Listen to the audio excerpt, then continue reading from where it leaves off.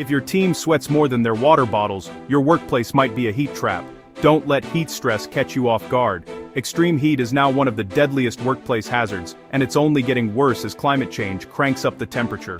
Whether you're on a construction site, working in a factory, or just outdoors for a few hours, heat stress can strike anyone. And here's the kicker, it's getting riskier every year. So what is heat stress really?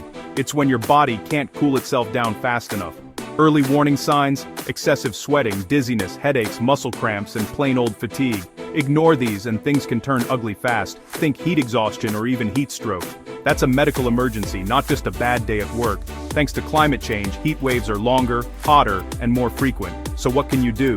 Simple steps save lives.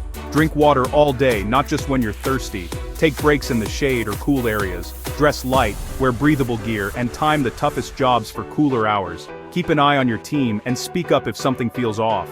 Bottom line, heat stress doesn't just slow you down, it can cost lives. As the world heats up, make sure your safety protocols do too. Hit follow for more practical tips and keep your crew safe, no matter how hot the job gets. Stay cool out there.